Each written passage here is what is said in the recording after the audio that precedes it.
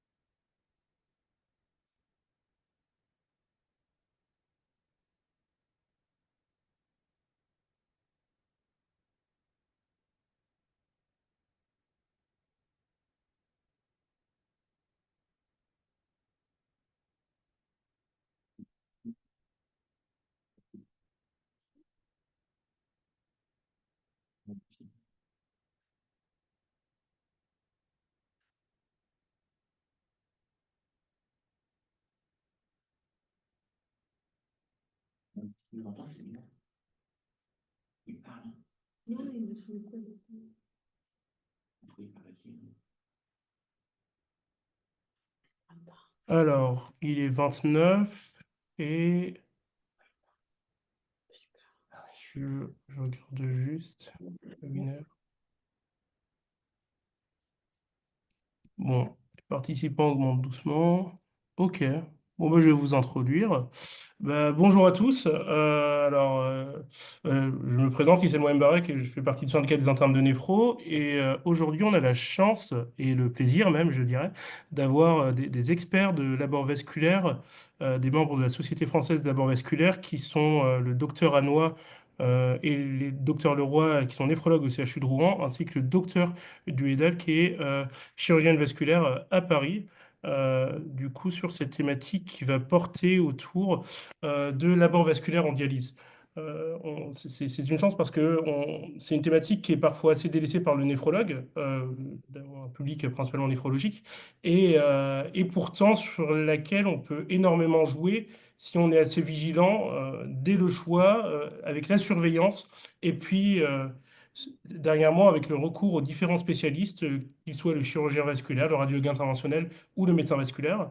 Et c'est dans ce contexte-là qu'on propose ce webinaire en se disant que c'est une bonne porte d'entrée sur la considération de la mort vasculaire, avec peut-être que ça suscitera un intérêt et ça vous portera à vous poser plus de questions ou même à vous renseigner également sur la Société française des abords vasculaires.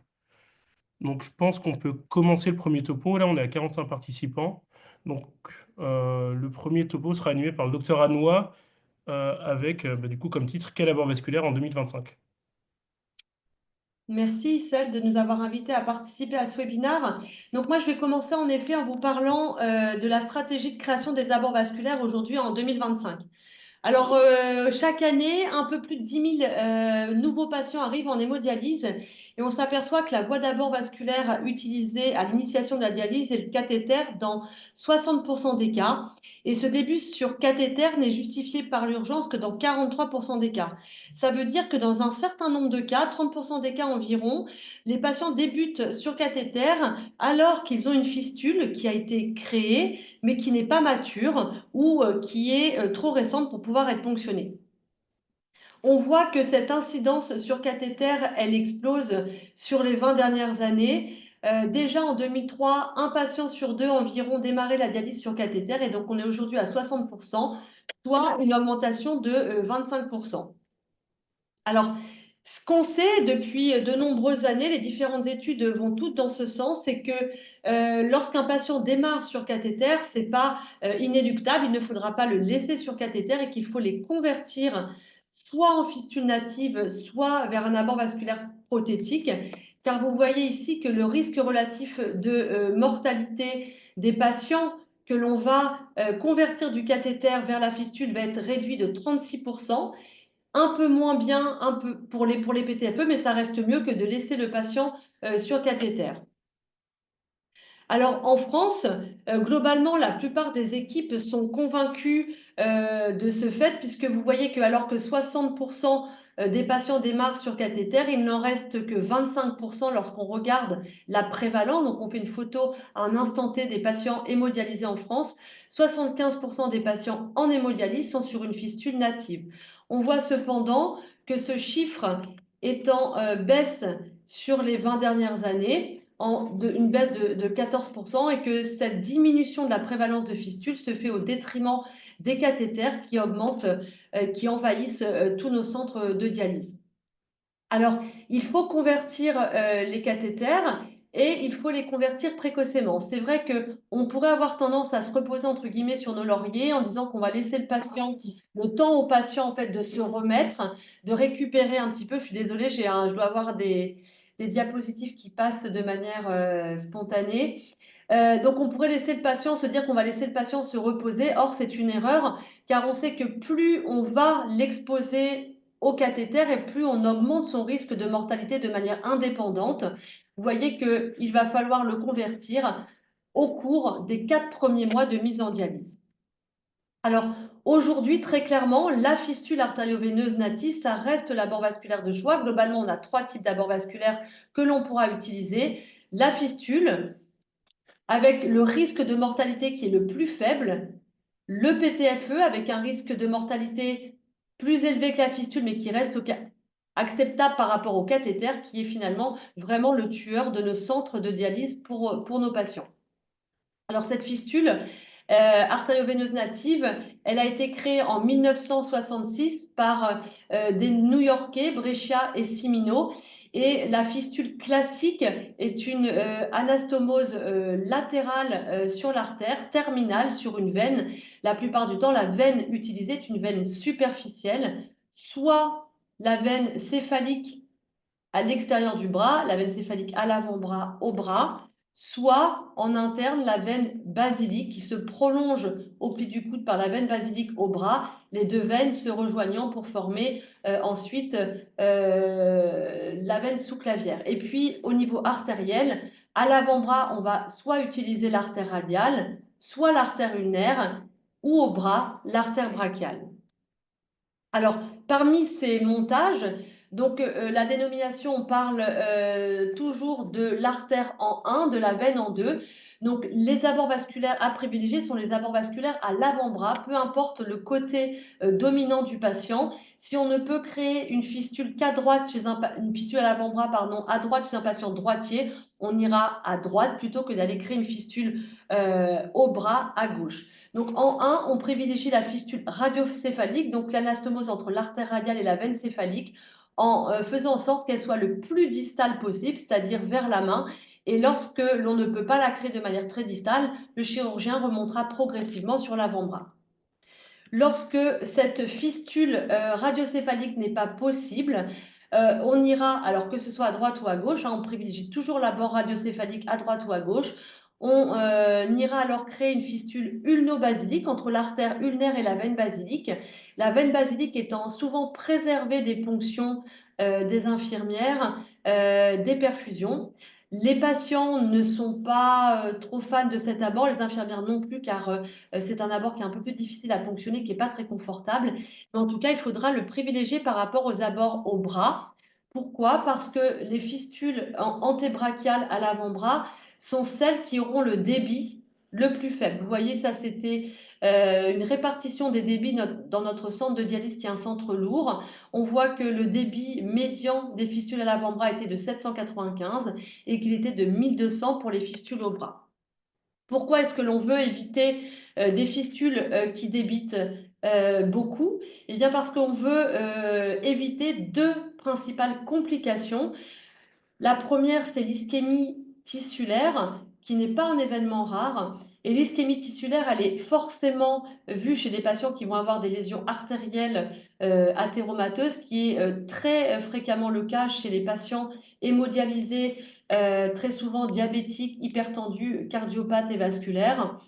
L'ischémie, elle peut être favorisée par une hypovascularisation, soit liée à un hypodébit cardiaque, soit une sténose artérielle proximale. Et puis enfin, l'ischémie tissulaire, elle est favorisée par un débit élevé. Pourquoi? Parce que très souvent, donc, la fistule, elle est alimentée par une artère ici en proximale, mais souvent, l'autre artère de l'autre côté va participer à l'alimentation de la fistule par voie rétrograde en court-circuitant la circulation de la main. Donc, plus le débit est élevé, moins le sang ira au niveau des artères digitales. Et la deuxième complication qui est à craindre lorsque le débit est élevé, c'est l'insuffisance cardiaque. Classiquement, l'insuffisance cardiaque à débit élevé. Et cette étude qui pose principalement donc, les bases de l'insuffisance cardiaque à débit élevé avait montré que le risque existe pour des fistules qui débitent à plus de 2 litres. Quand malgré tout, on ne peut pas créer de fistule aux avant-bras, donc on va toujours essayer de privilégier la fistule native en allant créer une fistule entre l'artère brachiale et la veine céphalique, qui est plus facilement utilisable que l'autre veine native du bras, qui est la veine basilique. Cette veine basilique, elle est profonde et elle devra toujours être faite en 2 temps, car trop proche de l'artère brachiale, donc on ne ponctionne jamais une fistule brachiobasique qui n'a pas été superficialisée en 1 ou 2 temps, peu importe. Mais en tout cas, il faut que cette fistule soit écartée de l'artère brachiale pour pouvoir être ponctionnée. Quand on n'a aucune possibilité de créer une fistule native, ce qui peut arriver, eh bien, on se pose la question d'un abord vasculaire prothétique, c'est-à-dire qu'il va y avoir interposition d'une prothèse, d'un PTFE, entre une artère, soit l'artère à l'avant-bras, soit l'artère brachiale, et une veine superficielle. Et ce sera le PTFE qui sera ponctionné. Le problème de ces abords vasculaires prothétiques, c'est que leur longévité va être moindre par rapport à la fistule, car ils peuvent être émaillés de 2 principales complications, qui est la thrombose. On le reverra tout à l'heure, mais c'est un événement qui ne devrait pas être qui ne devrait pas arriver et qu'on devrait pouvoir prévenir. Et enfin, comme c'est du matériel prothétique, on peut être exposé à l'infection. Enfin, donc celui qui envahit nos centres, c'est le cathéter tunnelisé, qui est forcément très pratique, puisqu'il est facile à poser dans la plupart des cas. Il a le grand avantage de pouvoir être utilisé immédiatement et donc de ne pas anticiper une préparation d'abord vasculaire. Mais malheureusement, donc le cathéter, on sait qu'il va exposer le patient à de nombreuses complications. Tout d'abord, déjà, ce cathéter peut dysfonctionner d'emblée après la pause, qui exposera le patient à une sous-dialyse. On peut ensuite être confronté à des dysfonctions secondaires liées à des thromboses à l'intérieur de la lumière des cathéters qui font que le patient sera moins bien dialysé, premièrement. Et puis deuxièmement, ça fera le lit de l'infection avec des risques de bactériémie et d'embole, enfin de métastases septiques. Et puis enfin, donc, on sait qu'un cathéter mis en place de manière prolongée va exposer le patient à des sténoses veineuses centrales qui peuvent être délétères pour la suite du patient et de son parcours de malade rénal chronique. Donc, si on veut comparer, il y a une revue plutôt bien faite sur la comparaison de ces 3 abords vasculaires. Si on fait abstraction des complications qui peuvent être en lien avec l'hyperdébit pour les fistules, ça reste l'abord vasculaire de choix à prioriser. Donc, la fistule en 1, ça, il faut vraiment en être convaincu. Le problème, c'est que le dialysé français en 2025, eh bien, c'est ce patient-là. Un patient âgé, puisqu'un âge médian de 70 ans, c'est-à-dire que 50% auront plus de 70 ans, 44% de patients diabétiques. Dans plus de 50% des cas, les patients auront au moins une comorbidité cardiovasculaire avec pas mal de coronariens, d'artéritiques. Et on voit que globalement, malgré tout, on a une culture de la fistule native en France, puisque même chez des patients de moins de 4, enfin entre 75 et 84 ans, vous voyez que 75% des dialysés sont sur fistule. Il n'y a qu'au-delà de 85 ans qu'on rencontre un peu moins de fistule native. L'espérance de vie de nos patients dialysés, classiquement, donc 50% des patients seront décédés à 5 ans. 50% seront également donc toujours en vie, mais on voit que cette espérance de vie, elle est bien entendu très différente selon l'âge du patient. Et vous voyez qu'après 85 ans, eh bien l'espérance de vie d'un homme est de 1,8 ans, 1,9 ans pour une femme. Donc au-delà de 75 ans, à 5 ans, seulement 39% des patients seront encore en vie. Et donc, en fait, ça fait se poser la question. Bien sûr, la fistule radiocéphalique distale, ça reste le meilleur abord vasculaire. Il y a moins de complications. Donc, ce qui est certain, moins de complications, notamment infectieuses, moins de thromboses, une plus grande longévité, une meilleure qualité d'épuration, que ce soit la dialyse, enfin l'hémodialyse ou l'hémodiafiltration. Mais quand on parle de mortalité, eh bien, il faut se poser la question et considérer les facteurs de risque individuels des patients par rapport à la prothèse ou au cathéter. Quand on parle de perméabilité d'abord, c'est-à-dire d'absence de thrombose, d'utilisation facile, d'absence de retard de maturation, eh bien, il faut se poser les bonnes questions chez les patients potentiellement âgés, très comorbides. Et donc, il faut considérer les échecs de création des fistules chez des patients très vasculaires et puis considérer aussi des défauts de maturation de fistules chez des patients peut-être très âgés avec des pronostics engagés. En effet, on sait que lorsqu'on va créer une fistule native, il faut s'attendre à avoir un retard de maturation. Dans cette fistule, qui était dans cette étude, pardon, qui était une étude réalisée chez des patients avec beaucoup de fistules au bras, 67% des fistules au bras, eh bien, on voyait que énormément d'abord, un tiers d'entre eux allaient avoir besoin d'intervention, de la radiologie interventionnelle, de la chirurgie pour pouvoir être utilisés. Et on voit que le délai entre le moment où la fistule va être créée et où la fistule pourra être ponctionnée est de 170 jours. Ce qui veut dire qu'il ne faut pas s'attendre, lorsqu'on envoie un patient se faire créer une fistule, à ce qu'elle soit utilisable très rapidement. Et on considère que lorsque l'on crée des fistules au poignet, dans la moitié des cas, il y aura un retard de maturation chez des patients diabétiques ou des patients polyvasculaires. Mais il faut le savoir et il faut avoir ça en tête lorsqu'on choisit quel type d'abord on va créer aux patients. Donc, vous voyez donc là une fistule, des fistules radiocéphaliques des patients de 70 ans diabétiques. Donc, on voit que cet abord vasculaire va avoir une excellente perméabilité, ce qu'on appelle secondaire, c'est-à-dire après avoir eu des fistulographies, des reprises chirurgicales, etc., puisque 96% des abords seront toujours utilisables, perméables à 1 an, mais ce, au prix de nombreuses procédures de radiologie interventionnelle pour rendre la fistule mature et maintenir sa perméabilité. Alors, quand on s'intéresse à des patients diabétiques, on voit que chez les patients diabétiques, ce retard de maturation, il est encore plus important. Dans cette étude, 70% des fistules à l'avant-bras présenteront un retard de maturation, contrairement à 27% des fistules brachiocéphaliques, 0% de fistules brachiobasiliques. Donc, ce que je dis là ne veut pas dire il faut créer des fistules au bras chez les patients diabétiques. Non, il faut simplement avoir en tête qu'il faut que lorsqu'on crée une fistule radiocéphalique chez un patient diabétique, il faut s'attendre au retard de maturation et il faudra d'emblée prévenir le patient qu'il faudra faire des procédures radiologiques pour dilater l'artère nourricière, dilater potentiellement la veine et qu'il faudra attendre plus longtemps que pour un patient lambda pour utiliser l'abord. Mais très clairement, chez un patient diabétique très vasculaire, c'est une erreur d'aller créer une fistule au bras lorsque l'on peut créer une fistule à l'avant-bras. C'est une perte de chance et chez ces patients-là, qu'on aura des complications, notamment ischémiques tissulaires.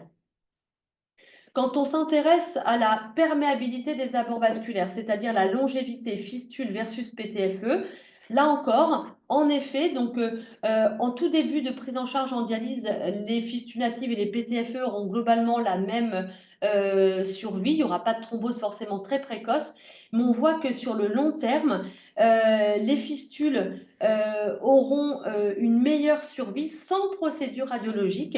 Les PTFE seront plus facilement abandonnés pour des thromboses et surtout, on aura besoin de 3 fois plus de procédures radiologiques interventionnelles pour maintenir une prothèse perméable par rapport à une fistule. Donc, vous serez obligé d'envoyer votre patient plus fréquemment en radiologie interventionnelle.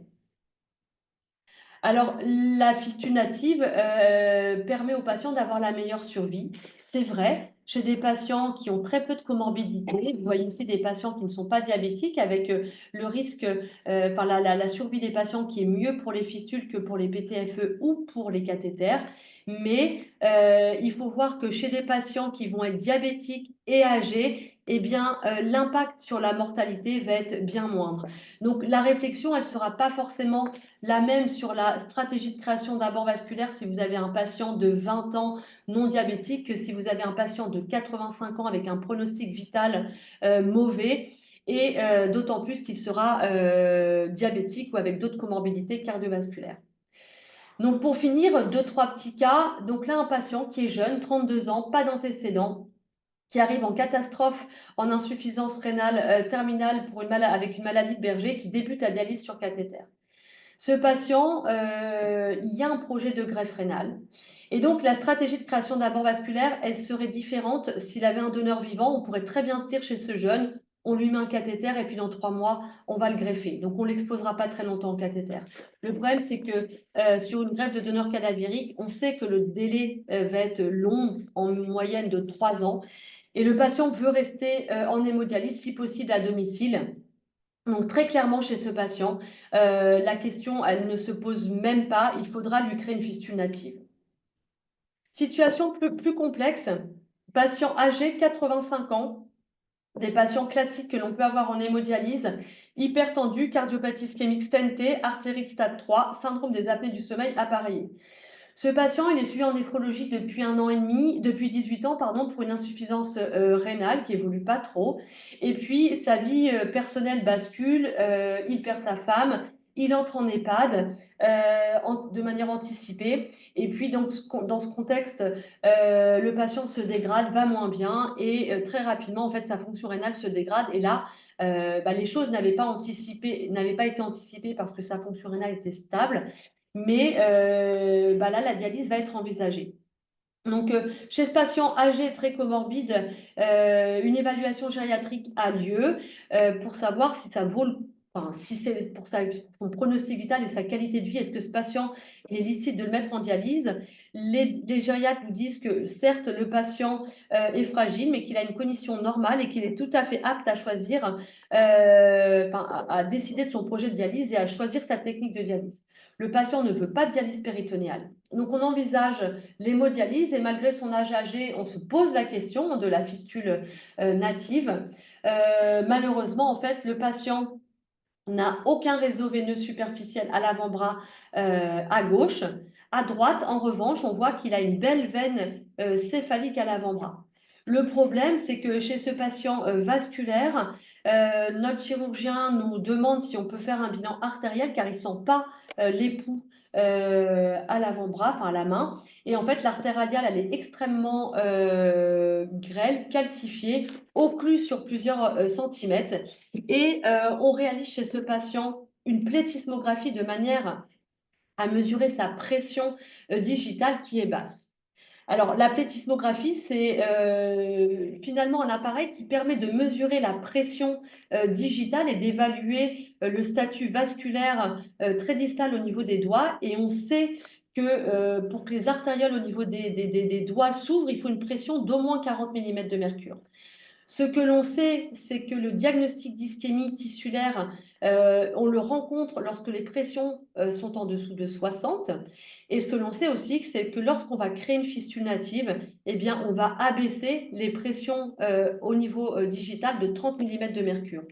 Donc, chez ce patient âgé, comorbide, avec un pronostic vital d'environ 7 ans, on ne pouvait pas créer d'abord vasculaire distal et aller lui créer un abord vasculaire proximal, ça nous paraissait beaucoup trop risqué puisqu'il avait des pressions à 55 mm de mercure avant création, il serait à 25 après création d'une fistule et donc dans ce contexte en fait, après concertation avec les radiologues interventionnels et notre chirurgien vasculaire, on a mis en place un cathéter tunnélisé. Enfin, une patiente de 52 ans, diabétique, hypertendue, obèse, insuffisante cardiopathie ischémique avec une fraction d'éjection altérée. qui vit seule en Aquitaine et qui vient de déménager. Cette patiente, en fait, n'était plus suivie en néphrologie. Et puis, en fait, elle est remise par un médecin traitant dans les mains d'un néphrologue qui ne la connaissait pas, avec une altération de l'état général, une clairance effondrée à 8. Et clairement, donc, cette patiente, elle est contre-indiquée pour la greffe. Elle ne veut pas de la dialyse péritonéale et donc elle choisit l'hémodialyse et donc il va falloir démarrer. La question qui se pose, c'est chez cette patiente, certes, qui est jeune, qui n'aura pas d'autres projets de traitement d'insuffisance rénale terminale, mais qui est très comorbide, quel abord vasculaire pour démarrer très rapidement? On sait qu'il existe des facteurs prédictifs de fistules non fonctionnelles après création. Et ces facteurs prédictifs, ce sont les suivants: le sexe, les femmes, le diabète, le nombre de comorbidités cardiovasculaires, l'obésité, le fait d'être vu tardivement, d'anticiper l'abord vasculaire à des stades tardifs avec des DFG donc enfin, en dessous de 10 minutes par minute, et puis un délai potentiellement pour rencontrer un chirurgien. Et cette patiente, globalement, très clairement, son néphrologue estime qu'il faudra la démarrer dans les 3 mois. Donc, chez ce type de patient, on sait qu'on a 47%. Alors, quand on n'a pas de comorbidité cardiovasculaire, on estime que l'abord vasculaire, on a 47% de risque qu'il ne soit pas fonctionnel dans les 3 mois. Et chez cette patiente avec de nombreuses comorbidités, on sait qu'à 3 mois, dans 60% des cas, l'abord vasculaire ne sera pas utilisable et qu'il faudra attendre un délai minimal de 6 mois. Donc, ça refait voir un peu la stratégie de création. Très clairement, cette patiente, il faudrait lui créer une fistule native, mais d'après les dernières recommandations américaines, bien, la question, c'est plutôt de se poser quel est l'abord vasculaire qu'il va falloir créer au bon patient, au bon moment et pour des bonnes raisons, et qu'il faut intégrer non seulement le projet de soins, mais les délais avec lesquels on va devoir démarrer. Et donc, chez cette patiente, en fait, on avait évoqué la possibilité malgré tout de créer une fistule native. Ce n'était pas possible à l'avant-bras. On n'a pas voulu le créer une fistule au bras compte tenu des risques liés à ses comorbidités cardiovasculaires. Et donc, cette patiente a eu un PTFE en boucle à l'avant-bras entre l'artère radiale et une veine céphalique. Donc, je vais passer très rapidement, mais c'est vraiment ce que je viens de vous dire, c'est-à-dire que toujours se poser la question de la fistule O1 en 1, mais intégrer malgré tout le projet de soins du patient, ses comorbidités et son espérance de vie dans le choix de création. Alors, il reste des indications au cathéter tunnelisé. Je vais passer très rapidement pour des durées courtes, mais pour des longues durées, pour des patients en hémodialyse chronique. Bien entendu, c'est quand il y aura eu des échecs multiples répétés de création, soit de fistule native, soit de PTFE. Si malgré des informations claires, vraiment j'insiste sur les informations, car souvent on dit que c'est le patient qui a choisi, mais le patient choisit pour de mauvaises raisons, parce qu'il n'a pas eu les informations sur les risques d'infection, de moins bonne dose de dialyse, d'inflammation, de surmortalité à rester sur cathéter. Lorsque l'espérance de vie est limitée à quelques mois, il faut être raisonnable. Et puis, parfois, tout simplement parce que ce n'est pas possible du fait de l'anatomie des vaisseaux. Donc, j'ai terminé pour cette présentation et je vous invite tous à participer, au moins insister une fois à ce congrès de l'ASFAV qui a lieu chaque année, qui est un congrès qui a lieu sur 3 jours cette année du 18 au 20 juin à Aix-en-Provence et qui a la grande richesse d'associer plusieurs disciplines qui s'intéressent à la mort vasculaire, des néphrologues, des médecins vasculaires, des chirurgiens vasculaires, des radiologues interventionnels, des infirmières, et qu'on apprend tous des uns et des autres, et qu'il ne faut pas négliger, comme l'a dit Celle en introduction, l'importance de l'abord vasculaire pour nos patients en hémodialyse. Ça reste vraiment le talon d'Achille du patient dialysé, et sans un bon abord vasculaire, eh bien, le patient aura une vie une survie en tout cas moins importante, et puis une qualité de vie moins bonne. Voilà, je vous remercie. Alors, il me reste 30 secondes pour des questions. J'étais un peu long. En fait, on a un petit temps, j'avais prévu dans le temps 5 minutes à peu près, j'ai fait 25 plus 5. Et J'ai sur- vu à 29 minutes, c'est pour ça que j'ai un peu dépassé. Non, mais il y a aucun souci. Ben, merci beaucoup pour le topo qui était très complet. Juste, vous pouvez poser vos questions dans le chat, puis je les lirai à voix haute pour que Mélanie puisse y répondre. Donc, je vous invite à le faire. Et en attendant, juste pour insister un peu, le congrès est très intéressant, d'autant plus qu'il y a à la fois des topos, également des ateliers, là où vous êtes avec différents spécialistes, chirurgiens, néphrologues, qui vous montrent un peu ce qu'ils font, que ce soit la technique de création de fistules, du Doppler. De fistules sur. On a eu un patient invité l'année dernière, vu que j'y étais. Et pour les internes, si vous regardez la newsletter du syndicat des internes de néphro, on vous a parlé rapidement des bourses qui sont attribuées par la SFAV et qui peuvent prendre en charge en partie au moins de ces jours. Donc ça peut être très intéressant. Donc, tout à fait, tu as raison, Issel, j'en ai pas parlé, mais en effet, depuis 3 ans, c'est la troisième année où on propose en fait de financer, alors sur candidature, on peut évidemment pas, enfin c'est sous limite enfin il y a un certain nombre d'invitations, mais où on invite des internes, on finance l'inscription au congrès, l'hébergement et le transport. Donc je vous invite, je crois que c'est jusqu'au 31 mars, si vous êtes intéressé à envoyer une candidature et pour participer. Et je crois que j'avais autre chose à dire, mais je ne me souviens plus. Sur effectivement le côté, non, mais comme tu disais, très. Ah oui, et puis n'hésitez pas effectivement aussi à suivre. Donc la SFAV a un site, donc on est présent sur LinkedIn où on essaie de publier des petits cas cliniques, ou en tout cas vous aurez des informations en temps voulu sur les dates de congrès et puis notre réunion en automne, et voilà. D'accord. Bon, j'ai pas encore de questions, donc si jamais vous avez, on peut Bah, faire un petit tu temps. poseras à la fin après, si à la suite du topo de Franck, sinon. Ouais, sinon on peut faire un combo. On fera un Et contrat après. juste, j'avais peut-être une petite question, moi, à te poser. C'est une question un peu sur l'évaluation pré-création de fistule. Enfin, donc du coup, nous, ce qu'on fait, enfin, en tout cas à Rouen, c'est ils ont souvent du coup la phlébographie puis l'évaluation par le chirurgien.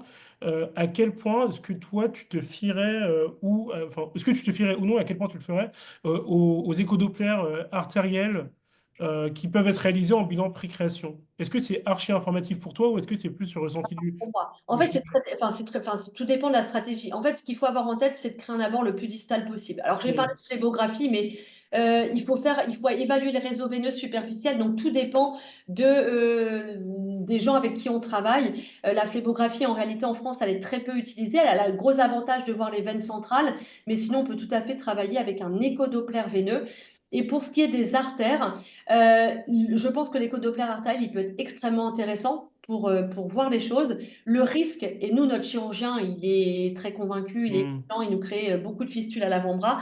Le risque d'un Doppler artériel, c'est d'avoir une artère moche, calcifiée, grêle, et qui, entre les mains d'un chirurgien vasculaire qui ne connaît pas bien la problématique de l'abord vasculaire, dira: ah bah l'artère à l'avant-bras, elle est moche, je vais au bras. C'est une erreur. Et il faut se dire, certes, l'artère n'est pas très belle, mais j'y vais quand même et j'accepte que ma fistule ne soit pas tout de suite utilisable et qu'il faudra derrière de la radiologie interventionnelle pour aller la dilater. Donc en fait, j'ai envie de dire, ça dépend des mains entre lesquelles on met l'échodoppler et ce qu'on Hmm. va faire de cet examen. Bon, et Ouais, peut-être j'ai moi, juste une question intéressante sur ton topo avant de passer à celui de Franck. Je te la lis, dans les études présentées initialement qui montrent la surmortalité des patients sur KT par rapport à la fistule, est-ce que tu sais s'il y avait une évaluation en sous-groupe, notamment chez les patients avec une insuffisance cardiaque, pour voir s'il y avait un effet seuil de la FEVG? Est-ce que peut-être, avec une FEVG assez basse, on ne retrouvait plus cette différence de surmortalité liée à l'impact hémodynamique de la fistule? Alors non, j'ai pas les chiffres en tête, et clairement c'est ce qui est débattu sur les patients sur cathéter, sur les plus comorbides. Après, il y a eu des études qui ont été faites en multivarié où ça ressort comme facteur de risque de mortalité sous dialyse, inflammation, etc.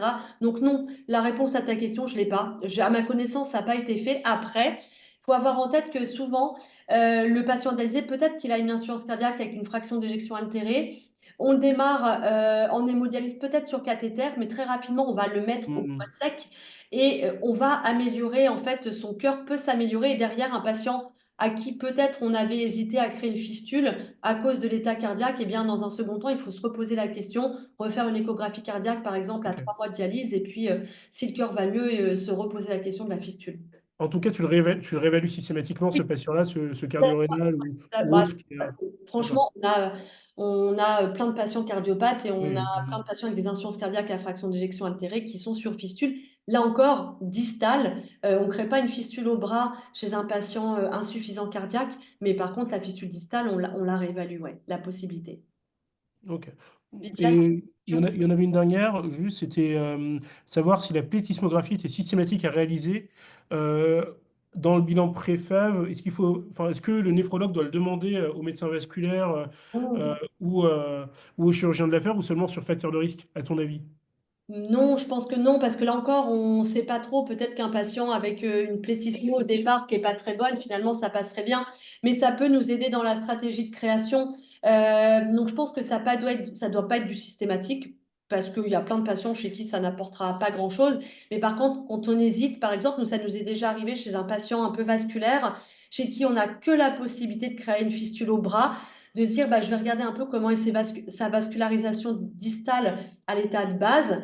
Et si elle est bonne, bah, on y va, on tente la fistule au bras. Par contre, si vraiment de base, il a une circulation très altérée, bah, on sera plus réticent en fait. Donc, je pense que c'est vraiment au cas par cas. Puis là encore, à rediscuter avec les médecins vasculaires et les chirurgiens. D'accord. Bon, bah écoute, merci beaucoup. Donc, Et on passe du coup, à Franck. Tu transition peux passer pour la main à Franck. le second topo de Franck Leroy. Bonsoir à tous. Donc, c'est un vieux néphrologue qui parle aux jeunes néphrologues. Et donc, tous les beaux abords vasculaires dont Mélanie vient de vous parler, il va falloir les surveiller. Il va falloir les surveiller pour dépister les hypodébies, les hyperdébies et l'ischémie. Ça pourrait presque faire le titre d'une fable de La Fontaine. Mais mon propos ce soir, ça va être vraiment vous parler surtout des hypodébies et des sténoses. Là, vous avez sur la gauche de la diapositive une magnifique sténose. Il faut comprendre qu'il n'y a jamais d'hypodébie sans sténose.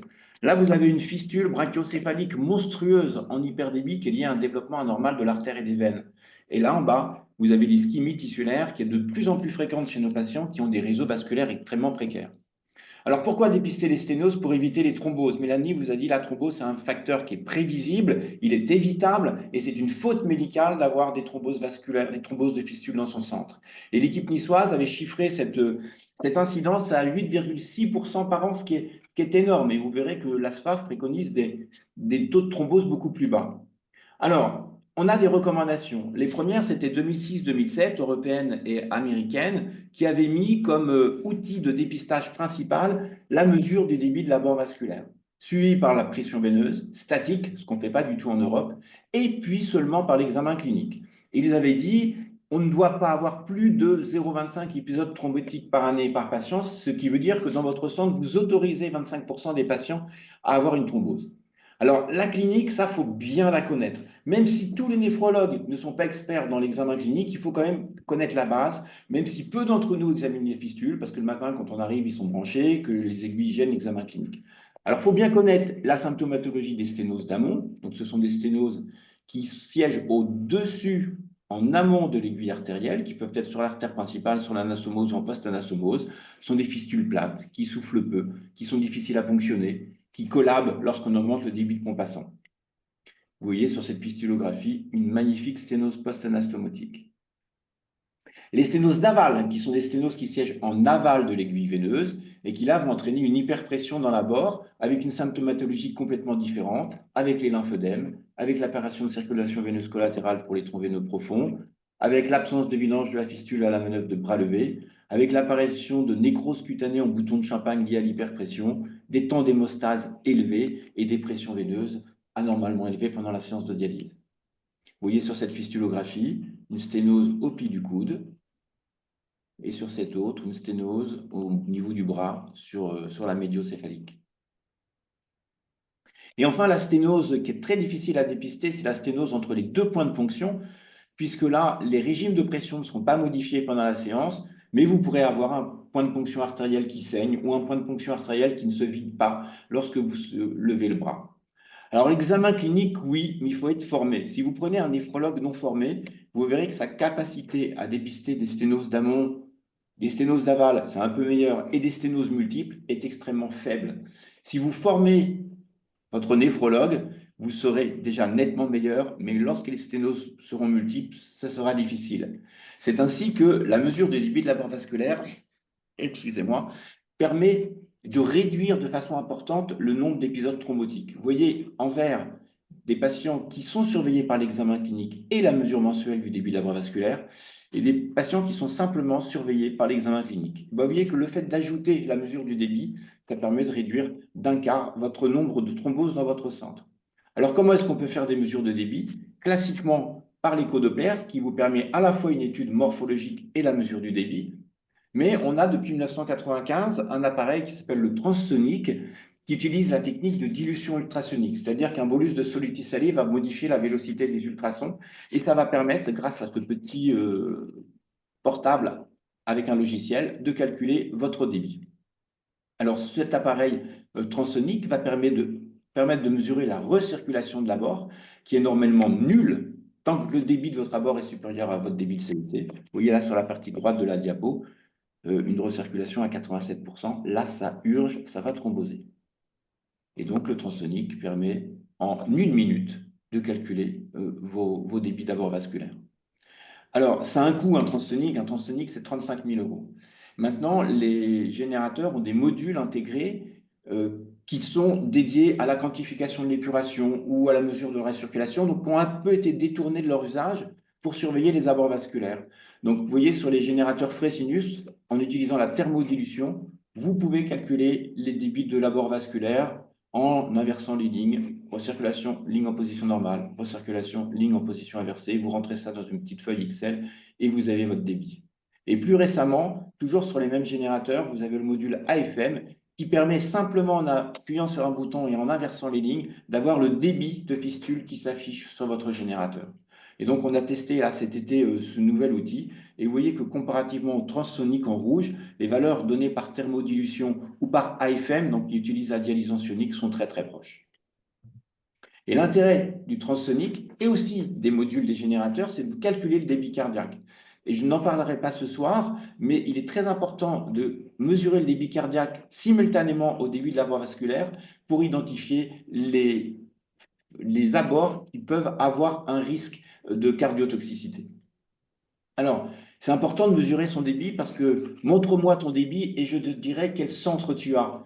Vous voyez que dans notre centre, le débit moyen est de 1140 ml par minute. Et Mélanie vous a dit qu'on avait énormément de fistules distales. Et vous voyez sur cette diapo qu'on a quelques débits inférieurs à 500 et qu'on a 3 patients qui étaient en hyperdébit. Alors, il y a 2 types de fistules. Il y a des fistules qui ne vont jamais se compliquer, qui vont avoir des débits très très stables. Mais enfin, finalement, pas si stables que ça. Vous voyez qu'il peut y avoir des variations. On peut passer de 1200 à 800 sans que ce soit pathologique. Et au contraire, il va y avoir des fistules dont l'histoire va être émaillée d'épisodes d'hypodébit qui vont nécessiter des procédures.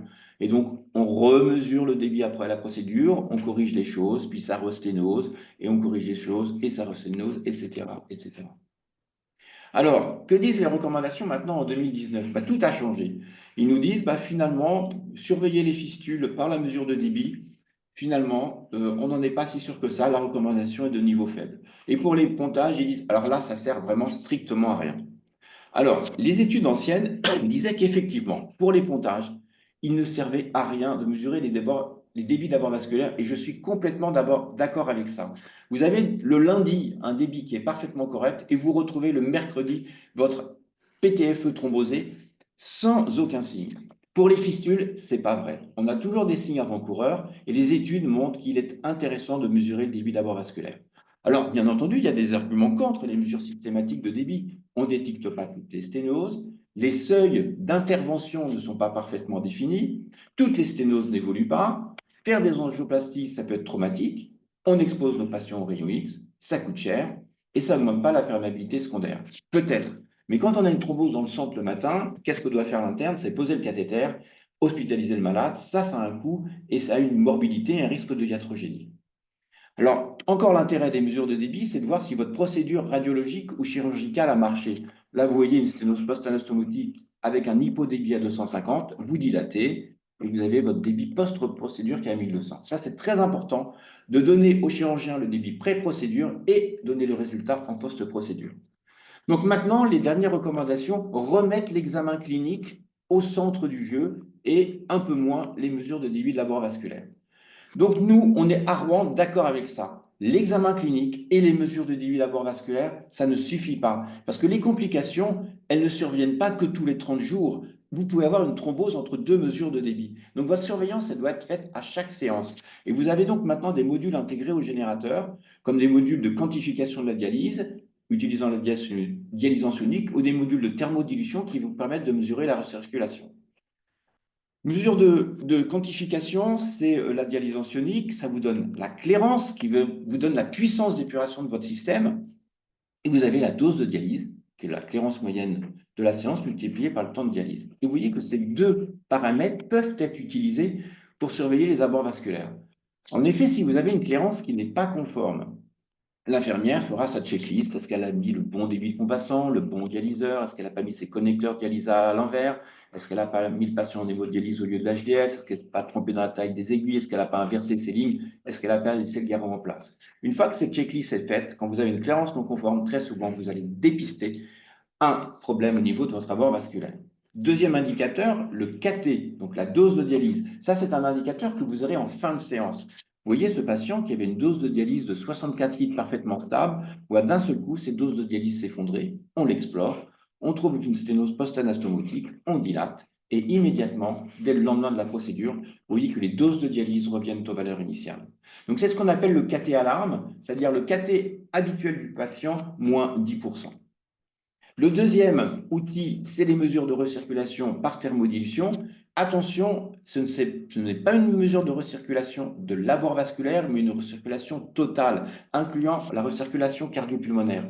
Donc le chiffre en lui-même n'est pas très intéressant, ça va être la variation de ce chiffre. Vous voyez que ce patient avait une recirculation totale à 15%, la recirculation va augmenter sur quelques séances, on fait une mesure du débit qui est à 315 ml par minute. Il existe une recirculation de l'abord vasculaire à 11%. On fait une angioplastie. On retrouve des valeurs de recirculation initiale. Et cette étude barcelonaise est très intéressante. Elle avait comparé deux périodes de surveillance, une qui associait la clinique et la mesure de débit, et une qui associait la clinique, la mesure de débit et la dose de dialyse à chaque séance de dialyse. Ils ont diminué leurs épisodes thrombotiques de 81%. Donc voici l'algorithme de la SFAV. On surveille nos fistules par examen clinique. On ne laisse pas une infirmière en difficulté avec une fistule qui saigne ou une fistule qui est difficile à fonctionner. On réagit. On surveille mensuellement en faisant un débit. On surveille à chaque séance en regardant les doses de dialyse et la recirculation. Et s'il y a des anomalies, on va explorer, soit par écho-doppler, soit par fistulographie, et confier le malade au radiologue ou au chirurgien. Alors oui, pour revenir à cette diapositive-là, vous voyez que l'objectif d'épisode thrombotique proposé par la SFAV est de 0,03 épisodes thrombotiques année patient. Ça veut dire qu'on autorise simplement 3% de nos abords vasculaires à thromboser dans l'année. Donc maintenant, les cibles, c'est 0,03. Les outils, c'est l'examen clinique, le débit en ligne et les outils intégrés sur les générateurs. Alors, l'ischémie tissulaire, je ne développerai pas. Il faut les dépister. Il faut regarder les mains de nos patients. Ça devient de plus en plus fréquent lorsque vous avez ce type de lésion. Il faut faire un écho-doppler artériel pour rechercher une sténose artérielle proximale. Il faut faire un écho-doppler de fistule artério-veineuse pour calculer le débit, pour voir si un hyperdébit est un facteur aggravant, pour voir si l'artère radiale circule de façon rétrograde au niveau distal. Et il faudra faire des pétismographies pour mesurer les pressions et faire des épreuves de compression pour voir si les procédures que pourront nous proposer nos chirurgiens seront efficaces. Alors, c'est très bien tout ça. On surveille bien nos abords à Rouen. Maintenant, il faut s'évaluer pour savoir si ce qu'on propose est bien. Et je vous propose 5 indicateurs et ça sera la fin de mon topo. 1. Regardez la prévalence des cathéters dans nos centres et se comparer avec les données reins. Vous voyez qu'en 2006, on avait 10% de cathéters dans le centre. Et on a vu exploser les cathéters. On a même dépassé les 35%.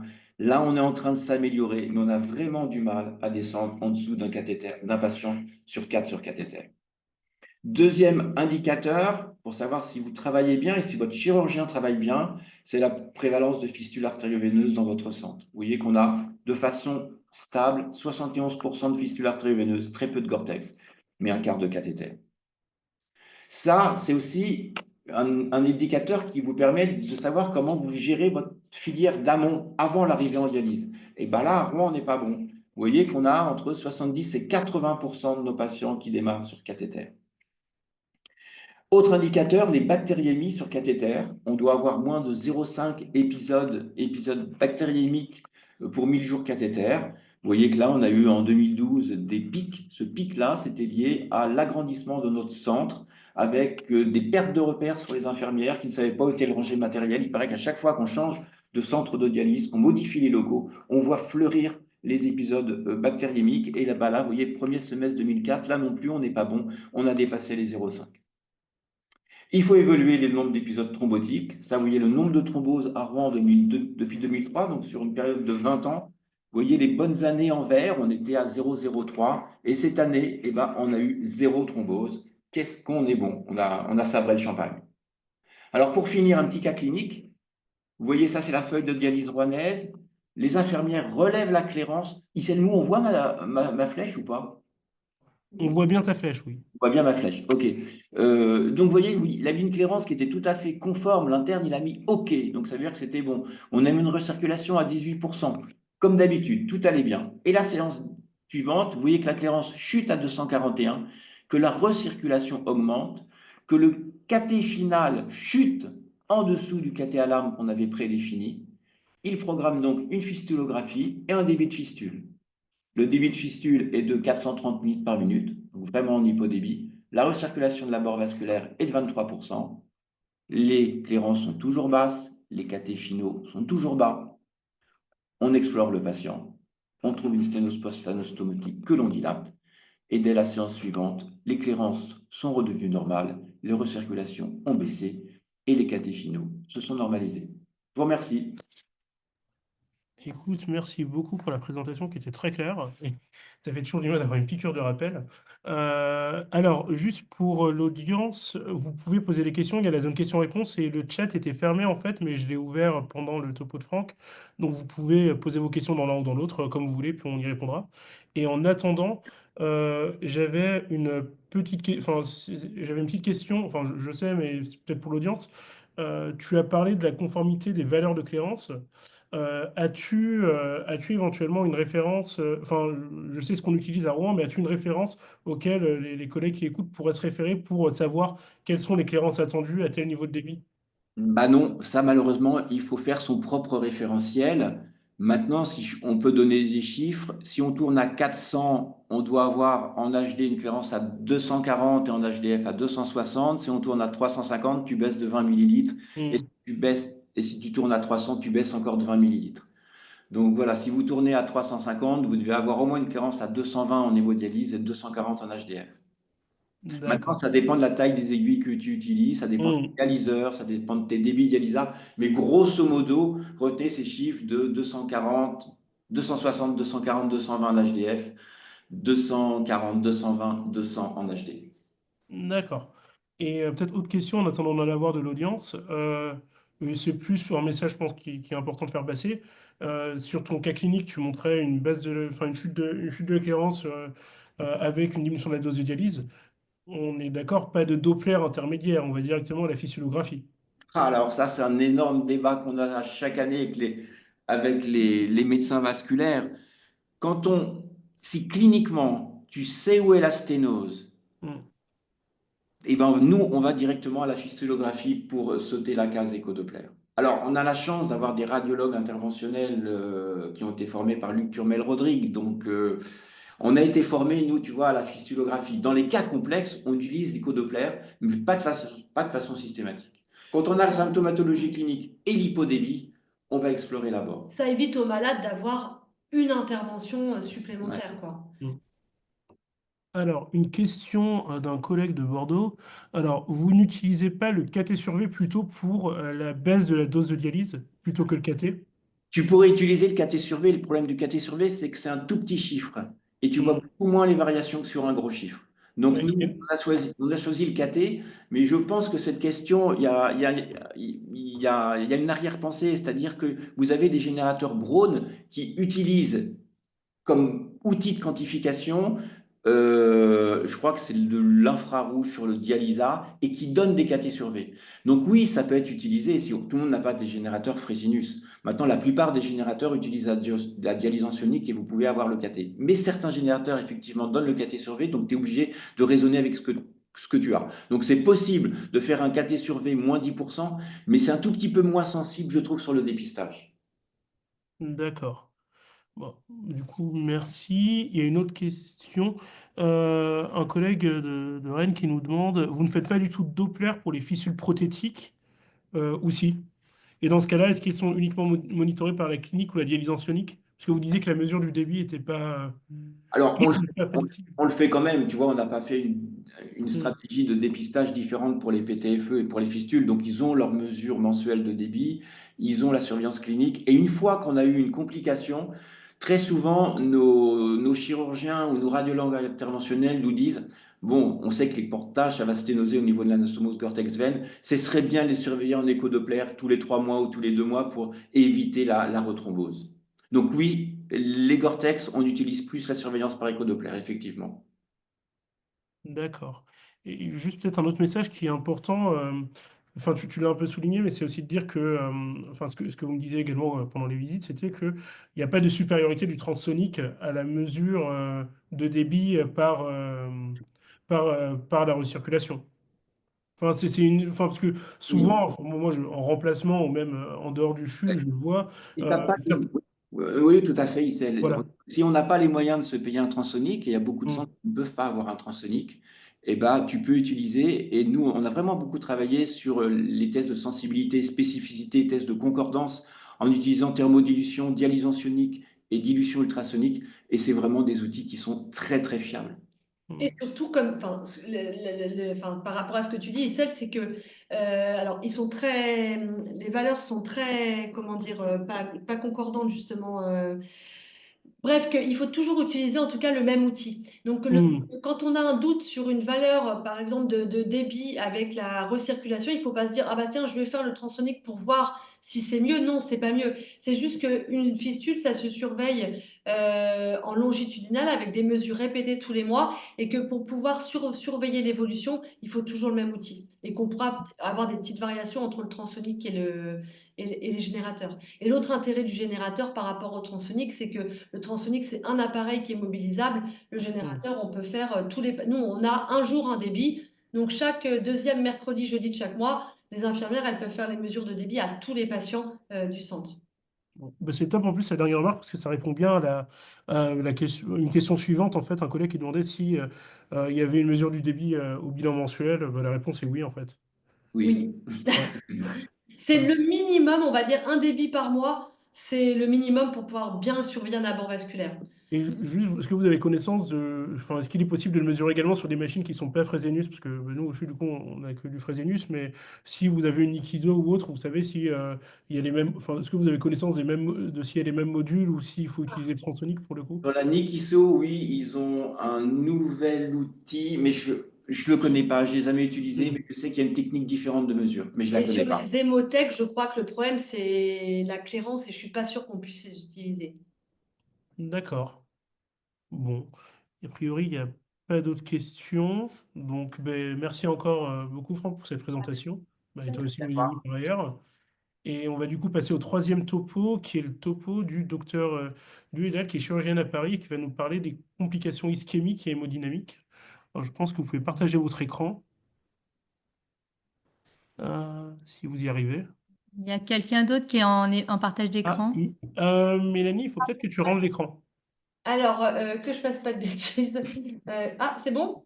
C'est bon. Ah, Alors, non, là, on est sur je sais là, on pas. est sur ton écran.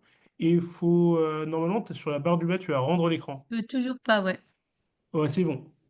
Et là, je pense que vous pouvez Ok. partager le vôtre. Est-ce que c'est bon? Pas encore. Ah, Alors,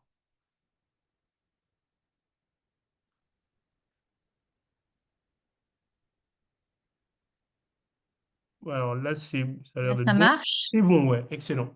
On voit. Ok. Tu peux te mettre en plein écran? Ouais. Attends, oui, j'essaye. J'essaye, figure-toi. Hop, voilà. Bon, ben excellent, on voit très bien. Bon. Euh, donc, moi, je vais vous parler des complications ischémiques et hémodynamiques des fistules artério-veineuses. Voilà. Bon, mon métier, c'est de faire des fistules, mais mais je suis bien obligée de reconnaître que c'est pas un système absolument parfait et que ça a quand même un certain nombre de complications et notamment de complications vasculaires. Les complications ischémiques et hémodynamiques sont des complications qui sont assez sévères et qui peuvent vraiment nuire à la qualité de vie, voire même mettre en danger les patients.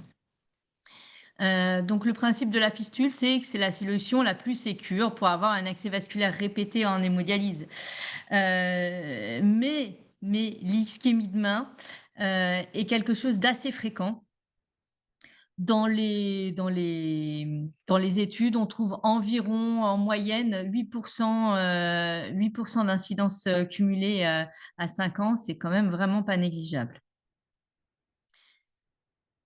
Alors, les modifications qui vont être créées par la fistule, c'est un shunt artério-veineux par définition. Donc, il va y avoir une augmentation du débit sanguin dans la fistule, un développement d'une néovascularisation, mais ça, excusez-moi, j'ai perdu le. Hop. Ça, c'est permis par l'adaptation du corps qui n'est pas toujours optimale. Il va y avoir des adaptations systémiques avec une augmentation du débit cardiaque si c'est possible, parce quand les patients sont en insuffisance cardiaque, cette augmentation, elle est limitée. Une hypertrophie ventriculaire gauche et ça va donc avoir un impact sur la fonction ventriculaire. Les conséquences ischémiques. La conséquence la plus sévère, c'est la neuropathie ischémique monomyélique. Alors ça n'apparaît que très, très rarement, mais il faut connaître son existence parce que ça peut apparaître, alors la plupart du temps, c'est après la création de fistules, mais quelquefois, ça peut aussi être après un geste endovasculaire qui va augmenter le débit dans la fistule et provoquer une ischémie, en fait, du nerf périphérique avec quelquefois des conséquences dramatiques. Voilà. Quand on suspecte une ischémie monomyélique, il faut vraiment alerter le chirurgien vasculaire pour qu'il supprime immédiatement la fistule pour avoir le maximum de chances que le patient récupère la fonction du membre supérieur. Sinon, il peut garder des séquelles motrices et sensitives majeures. Le syndrome de vol vasculaire, c'est beaucoup plus fréquent. Alors moi, j'ai tendance à dire par définition, une fistule, ça vole le réseau artériel. Il y a une partie du flux qui devrait aller vers la main qui va partir dans la veine et c'est par définition un vol. Alors on va considérer que c'est un vol pathologique si ça devient symptomatique, c'est-à-dire si le patient se retrouve en ischémie de main avec des degrés plus ou moins importants. Bon, j'ai gardé la classification américaine que nous avait présentée Mélanie et Franck à la dernière réunion de SFAV, parce que je trouve qu'elle est vraiment très simple et pratique, avec pas de signes fonctionnels ou froideur ou douleur à l'exercice et durant les dialyses. Durant les dialyses, c'est vraiment pathognomonique d'une douleur qui est causée par l'ischémie. Et puis, ça peut finir par une douleur permanente ou l'apparition de plaies de nécrose. Évidemment, on connaît tous les facteurs de risque vasculaire, le diabète, l'artériopathie. Voilà. Bon, le diagnostic, il est essentiellement clinique, avec l'aspect de la trophicité de la main, la couleur, la qualité de la peau, la présence de plaies. Les poux périphériques nous renseignent vraiment bien aussi. Quand on a des poux complètement rigides, on devine que les artères sont très calcifiées. Quand il n'y a plus de poux du tout, c'est quand même franchement inquiétant. L'examen clé, c'est vraiment l'échodoppler. Avec l'échodoppler, on va nous donner des renseignements hémodynamiques très précieux et des renseignements morphologiques. Ça va permettre de détecter des sténoses qui peuvent être traitées à différents niveaux. La mesure de la pression digitale, nous, on l'utilise de plus en plus. Je trouve que c'est vraiment un outil très intéressant et ça permet aussi de surveiller une évolution. Si on a une baisse des pressions digitales, on va vraiment s'inquiéter et devenir plus actif. Voilà. L'artériographie, ça peut préciser des lésions et éventuellement permettre de traiter dans le même temps des lésions artérielles. Alors, des diagnostics différentiels, il y en a quand même pas mal, hein. Les patients, ils peuvent avoir des douleurs qui viennent de plein d'autres choses. Il y a beaucoup de canal carpien quand même chez les dialysés et notamment du côté de la fistule, peut-être aggravé par l'œdème ou l'ischémie modérée de la main. Enfin, voilà. Donc, il faut quand même chercher les canaux carpiens quand les symptômes sont pas typiques d'ischémie, c'est-à-dire que les douleurs sont pas rythmées par les dialyses, que c'est pas associé avec une main froide, etc. Alors, quelques exemples. Une ischémie distale peut être liée à une sténose proximale. Là, c'est une sténose de l'artère axillaire. Et ça, c'est quelque chose qui va être bien traité en endovasculaire. On va pouvoir dilater la lésion, éventuellement mettre un stent parce que là, c'est quand même quelque chose qui est assez calcifié. Il peut y avoir aussi des ischémies distales qui sont dues à des lésions beaucoup plus distales. Et là, c'est beaucoup plus compliqué parce que d'aller dilater ces petites artères-là, par exemple, sur cet exemple, c'est l'artère cubitale qui est très pathologique. C'est fréquemment le cas. Et ben, dilater ces artères distales est beaucoup plus délicat, beaucoup plus difficile, avec un risque de complication, un risque de thrombose de l'artère. Donc, ben, quelquefois, on aggrave la situation. Donc, on est toujours un peu, enfin voilà, on réfléchit à 2 fois avant d'agir là. On essaie toujours de trouver une autre solution, quand on a des situations comme ça qui peuvent être vraiment délicates. Bon là, c'est vraiment le cas typique de l'artère cubitale qui est très dégradée. Ça, c'est une ischémie, distale sur un abord proximal. Alors, bon, Mélanie l'a bien dit, les abords proximaux, c'est vraiment, les abords qui donnent le plus de complications, ischémiques. Quand on fait l'artériographie avec compression, on peut voir apparaître, le lit d'aval qui était complètement invisible tant que la fistule était en charge. Les conséquences ischémiques, elles sont catastrophiques. Quand on arrive à la nécrose, là, il faut vraiment faire quelque chose sur l'abord parce que ça peut vraiment très, très mal tourner. Et quand on se retrouve avec des ischémies de main, des amputations, etc., enfin, c'est quand même assez... c'est inadmissible, quoi. On n'a pas prévenu les patients qu'ils risquaient ça quand on leur a créé la fistule, hein. Alors, les facteurs influençant la prévalence de l'ischémie de main, bah, on les connaît tous, hein. C'est le site distal est de bien meilleurs pronostics. Quand on a un site distal, c'est 0,5 à 3% d'ischémie, alors qu'en proximal, c'est 5 à 12% d'ischémie de main. Donc, c'est quand même énorme, hein. La qualité du réseau artériel, bien sûr, la collatéralité. Alors, les arches palmaires, elles sont étudiées dans certaines études. Quand les arches palmaires sont incomplètes, il y a plus de risques. On passe à 10-15% de risque ischémique. Le diabète, évidemment, hein, chez les diabétiques, on a 10-15% de prévalence d'ischémie de main. L'âge, et puis les artériopathies périphériques préexistantes. C'est vrai que quand on voit arriver les patients avec déjà une amputation de jambe d'un côté et une transméta de l'autre, on commence déjà à lever les sourcils et à se dire: oh là là, qu'est-ce que je vais réussir à faire à ce patient sans lui provoquer la même chose au niveau des mains. l'ischémie de main, enfin, c'est quasiment systématique quand on a déjà une ischémie périphérique de base, quoi, hein. Ça paraît évident, mais voilà, faut jamais l'oublier. Donc on peut essayer de définir les patients à qui on peut faire quand même une fistule malgré les facteurs de risque, malgré l'âge, malgré voilà. Et pour essayer de définir ça, les pressions distales vont vraiment nous aider.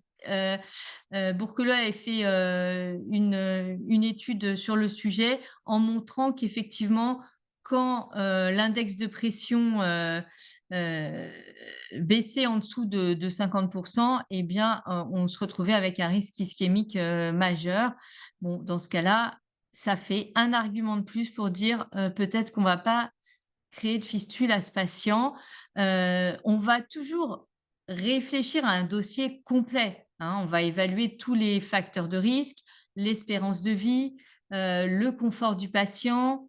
Voilà, tous ces éléments vont entrer en compte et bien sûr, on va discuter de tout ça avec les néphrologues, avec l'angiologue, avec voilà. C'est pas on prend pas la décision tout seul sur juste un chiffre. On va être, on va prendre les décisions que sur des arguments multiples, hein.